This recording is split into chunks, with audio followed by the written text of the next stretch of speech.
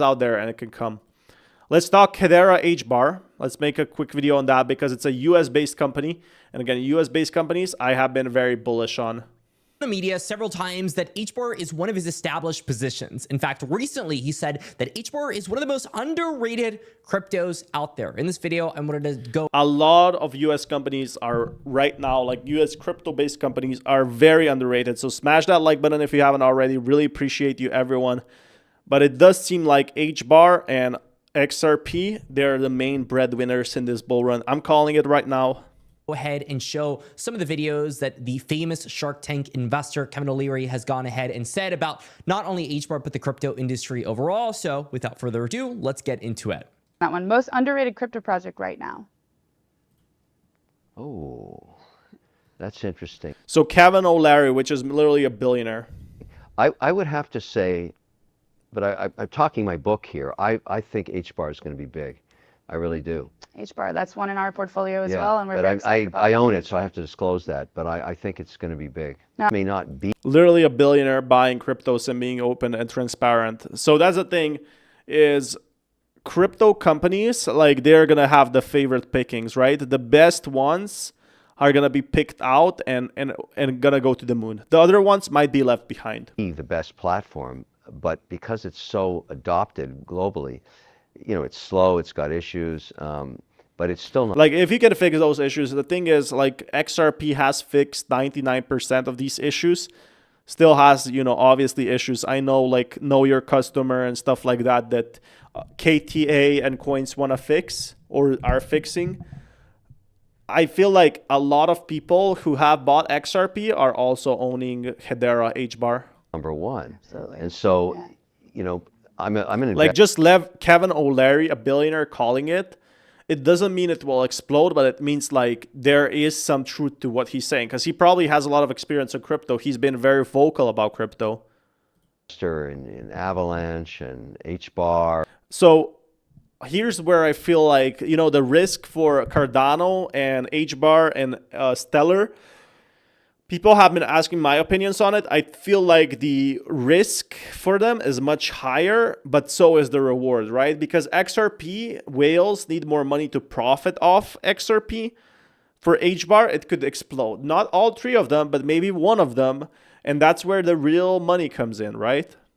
And Polygon and ETH. I mean, I got a pretty big portfolio, but I don't know who's going to win. Right. I mean, you look at the price volatility of HBAR. My goodness, I mean, it's you know, 50. That's because there's no single traders. Like, there's not a lot of traders now, right now in crypto. 50% a week up and Yeah, down. yeah, I've been watching that myself, actually, You know, yeah. But it's telling you that, for me, the option is slowly starting to happen there. Right. And I have a pretty big position in that along with others. But I just don't know. I think the portfolio approach, the diversification really matters, with the exception of Bitcoin. So what he's saying here is that HBAR is one of his established positions. There's a lot of volatility here. Some things to know. Interesting.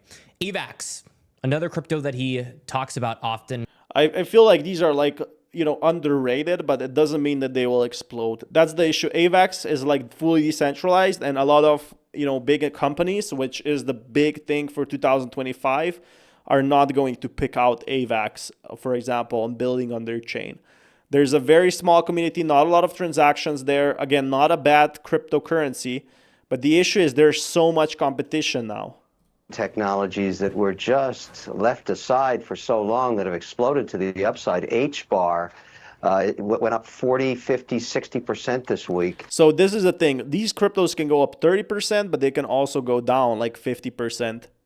Right after Trump takes over. By the sound of because they know that Trump will want to work with US-based companies and 0% tax. Again, these are much smaller than the XRP, but definitely still bullish. He has 200 trillion cubic feet of natural gas. That's all power. That's what that is, and that's what we need for Bitcoin mining. We need for AI data centers. I mean, she's coming out blasting. Energy takes a lot of time. Very a big deal. Very interesting. So things to learn here. There's a lot of volatility on HBAR. He talks about regulation here. This was during the big run that we had late last year. Why I wanted to go ahead and pinpoint this video is because the sentiment does change over time. There are different reasons to be bullish on different cryptocurrencies during different times.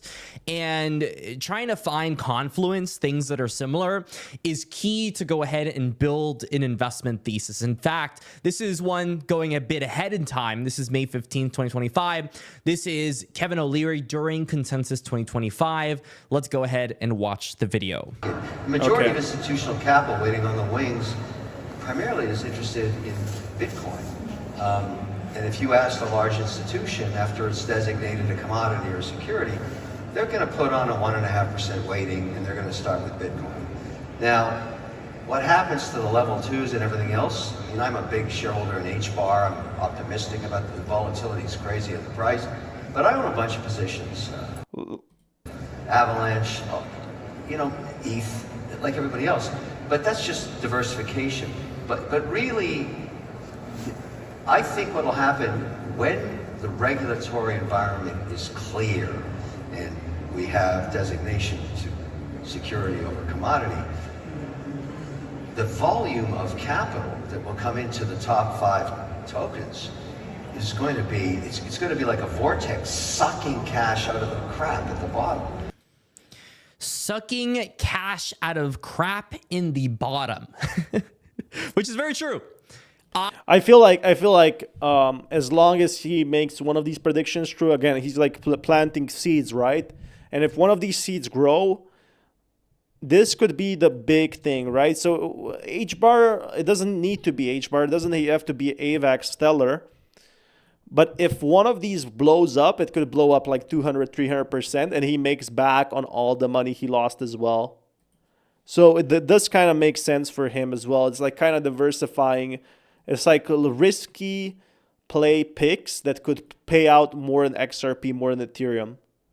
And that's where I think Kevin O'Leary goes, because he has enough money, but it's literally like an investment for him. He can just recover it otherwise.